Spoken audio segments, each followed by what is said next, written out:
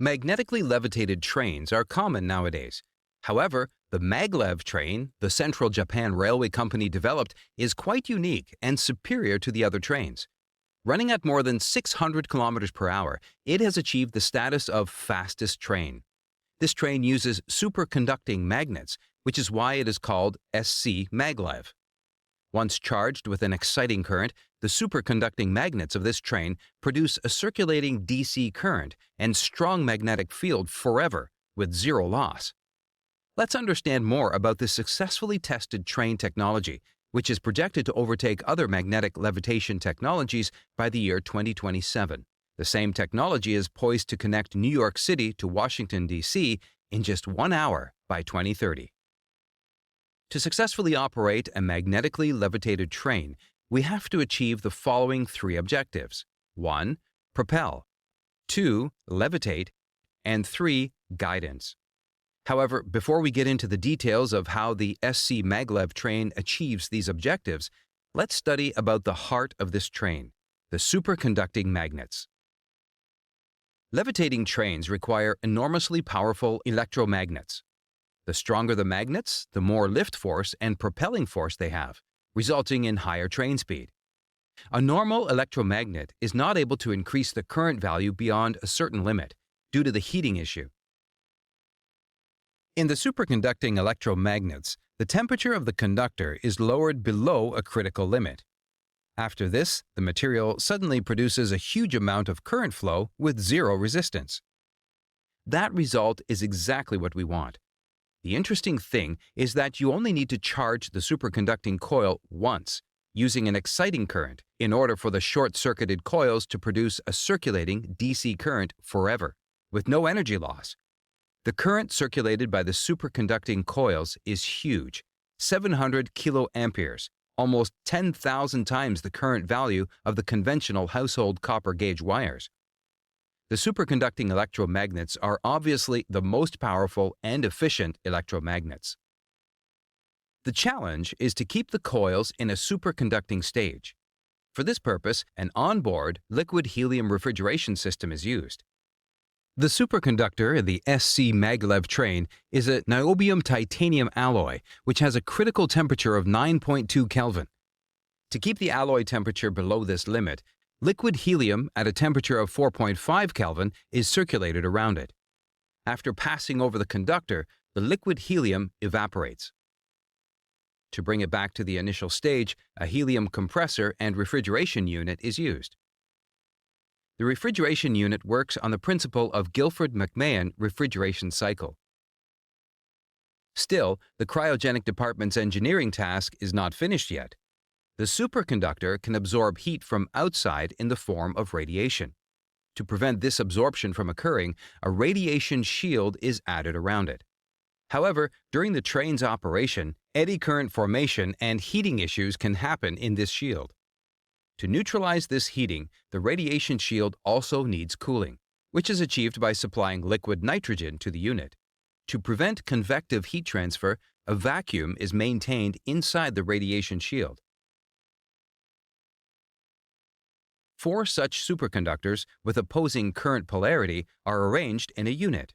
Although in an SC Maglev, the electromagnets work without any power supply, the cryogenics department demands a good amount of power. Such many units are attached along the length of the train on both sides. As mentioned, the first task is propulsion. Propelling the train forward is an easy task. For this purpose, we use a series of normal electromagnets. They are called propelling coils. The propelling coils are powered in an alternative manner as shown, and are placed inside a guideway. Next, we need to find out the force the propelling coils are producing on the train's superconducting magnets.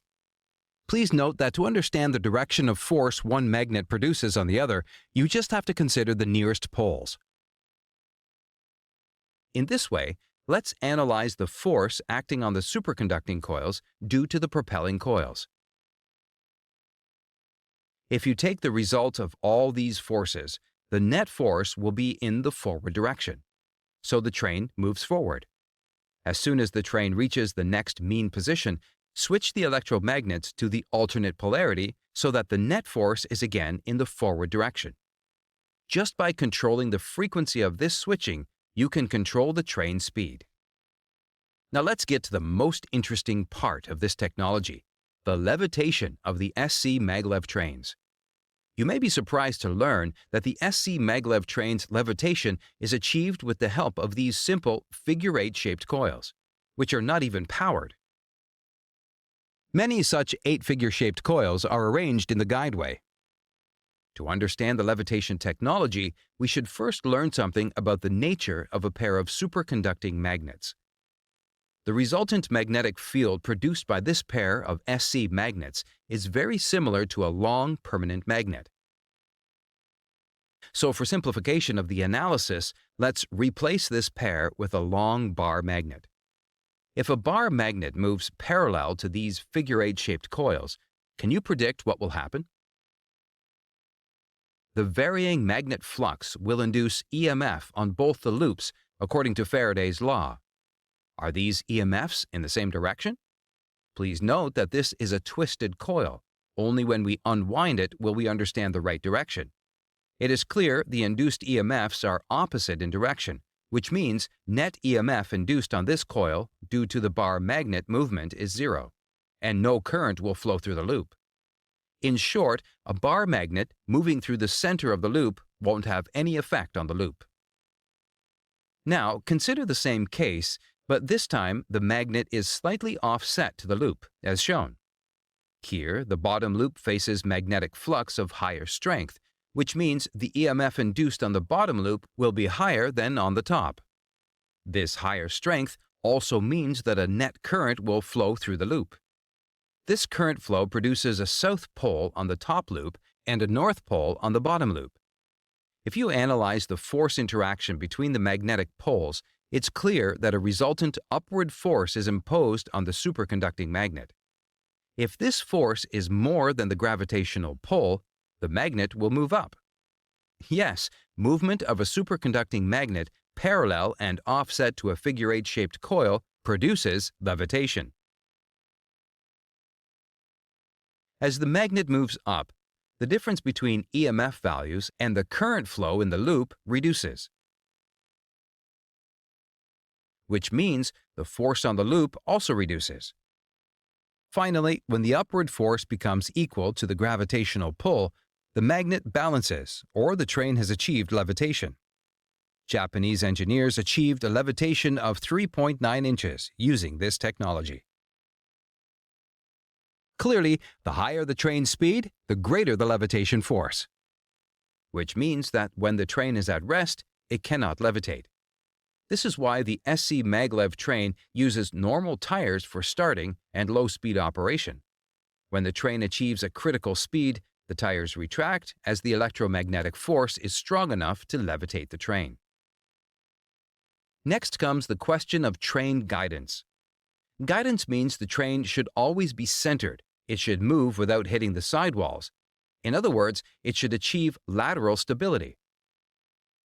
Japanese engineers achieved this stability quite easily by interconnecting the figure-8 shaped coils we saw earlier, as shown. If the train is in the center, the induced EMFs on the right and left coils will be equal, and no current will flow through the interconnecting coils. However, suppose the train has moved slightly towards the right. This shift will cause an EMF difference between the right and left coils, resulting in the interconnecting coils having a current flow. The current flow through the interconnecting coils will drastically affect the current flow in both the bottom loops, and thus the pole strength of each loop. Let's analyze the forces acting on the train now. You can see that the vertical components of the forces remain the same, but a net horizontal component manifests towards the left, which forces the train to move back to the center.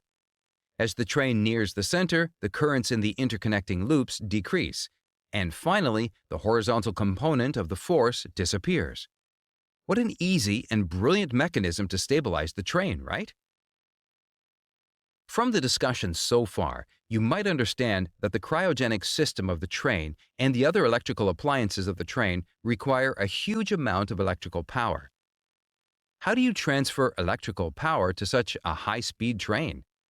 The Central Japan Railway used a technique called inductive power collection for this purpose. Here, using the principle of electromagnetic induction, electric power is transferred from the ground coils to the power collection coil in the train without any material contact. The strong magnetic field the superconducting magnets produce can have health hazards on passengers. To avoid this unwanted effect, magnetic shields are used on the rolling stock and passenger embarkation facility, thus keeping the strength of the magnetic field below ICN IRP guidelines. SC Maglev train test rides began in 1997 on the Shanghai Maglev test line. The test rides were quite successful and continued for 10 consecutive years without missing a single day. A world record speed of 603 kilometers per hour was achieved during this time. These highly positive results encouraged the Japanese authorities, and they granted permission to conduct commercial SC Maglev operations between Tokyo and Nagoya by the year 2027, with more SC Maglev trains to follow.